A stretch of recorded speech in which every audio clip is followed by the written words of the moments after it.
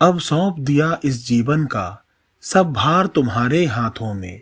है जीत तुम्हारे हाथों में और हार तुम्हारे हाथों में। मेरा निश्चय बस एक यही, एक बार तुम्हें मैं पा जाऊं।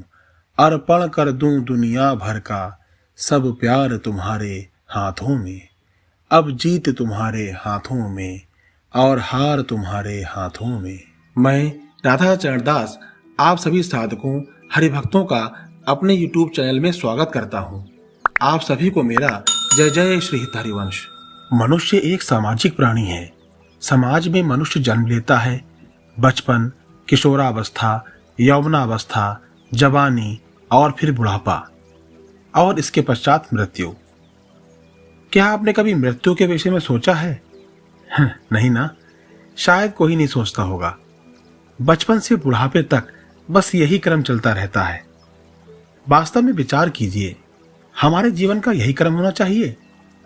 हमारा जन्म कहाँ होगा, किस परिवार में होगा, किस धर्म में होगा, किस जाति में होगा, संपन्न परिवार में होगा, गरीब परिवार में होगा, गांव में होगा या शहर में होगा, यह सब हमारे हाथ में नहीं है।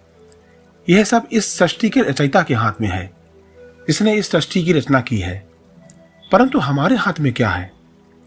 हमारे हाथ में भी तो कुछ होगा जिसे करके हम अपने जीवन का लक्ष्य निर्धारित कर सकते हैं। परंतु सोचने वाली बात यह है कि यह सब हमारे मन में कैसे आएगा? क्या इन बातों को हम खुद ही सोचेंगे या हमें कोई ये सब बताएगा? और कोई अगर हमें बताएगा तो क्या हम उसकी बात मानेंगे? यदि हमें अपने जीवन के उद्देश्य और लक्ष्य का पता हो जाए तो हमारा जीवन ही सार्थक हो जाए। इसी प्रकार के प्रश्न और जीवन की मूलभूत आवश्यकता को समझने की चेष्टा महाराज जी ने मात्र 13 वर्ष की अवस्था में ही की थी, जिसने उन्हें इस जीवन में वो गति प्रदान की जिससे आज महाराज जी ही नहीं, हम जैसे लाखों अधम प्राणी लाभान्वित हो रहे हैं। ये महाराज जी के ऊपर श्री जी की कृपा का ही परिणाम था।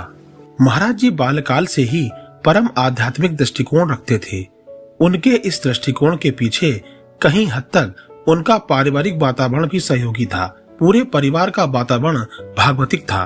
महाराज जी बचपन से ही श्री राम जय जय राम और श्री कृष्ण गोविंद हरे मुरारी जी का जाप करते थे एवं विभिन्न प्रकार के शास्त्रों का भी स्वाध्याय किया करते थे। महाराज जी के मन में बचपन से ही जीवन के मूल उद्देश्यों के प्रति विभिन्न प्रकार के प्रश्न जागृत हुआ करते थे कि हमारा जन्म पृथ्वी पर क्यों हुआ, हमारे जीवन का प्रथम उद्देश्य क्या है, जीवन में स्थायी क्या है, क्या हमारा घर स्थायी है, हमारे माता पिता भाई बहन सारे रिश्ते नाते स्थायी हैं, क्या ये सब हमारे साथ हमेशा रहेंगे?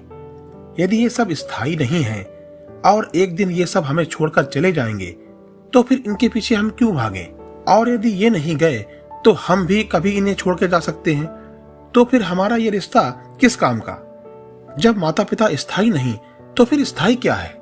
महाराज जी ने जब ये जाना कि जीवन में कुछ भी स्थायी नहीं है और स्थायी है तो वो केवल हमारे प्रभु हैं, जो कल भी हमारे साथ थे, आज भी हैं और कल भी साथ होंगे।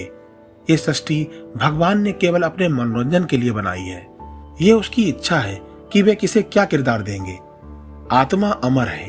ये शरीर इस जीवन में इस आत्मा का एक परिधान मात्र है, बस और कुछ नहीं। इसलिए इस शरीर के विषय में ना सोचकर आत्मा के विषय में सोचना चाहिए। बस जिस दिन महाराज जी ने अपने जीवन के वास्तविक उद्देश्य को समझ लिया तो बस ये दृढ़ निश्चय कर लिया कि बस हमें अब यह जीवन प्रभु की भक्ति में ही लगाना है और प्रभु की खोज में निकल गए। और एक दिन मात्र 13 वर्ष की अवस्था में अपना घर, माता पिता, सगे संबंधी सब कुछ छोड़कर प्रभु की खोज में चले गए। और आज देखिए, राधा रानी ने उन्हें अपनी गोद में बिठाया है। महाराज जी के मन मस्तिष्क में जीवन के वास्तविक उद्देश्यों को प्राप्त करने की चेतना का प्रारंभ केवल प्रभु की कृपा से हुआ। भगवान अपनी ओर जिसे घसीटना चाहते हैं उसे घसीट ही लेते हैं, जिसे अपना दुलार देना चाहते हैं उसे दे ही देते हैं। आज महाराज जी के ऊपर श्री जी की इतनी कृपा है कि किडनी जैसे असाध्य रोग के होते हुए भी वे किसी भी प्रकार की पीड़ा का अनुभव नहीं करते। हम सबको चाहिए कि महाराज जी जैसे महान संतों के सानिध्य में रहें और उनकी कृपा का अनुभव करते रहें। उनके सानिध्य में रहकर अपने जीवन को कृतार्थ करें। महाराज जी के इस कदम से उनका ही नहीं, हम जैसे लाखों अधम जीवों का कल्याण हो रहा है। यदि आपको हमारे वीडियो अच्छे लगते हैं तो कमेंट में श्री राधा वल्लभ श्री हरिवंश अवश्य लिखें। चैनल को लाइक करें, सब्सक्राइब करें और शेयर करें। मिलते हैं एक नए वीडियो के साथ। तब तक के लिए आप सभी को इस तुच्छ दास का जय जय श्री हित हरिवंश।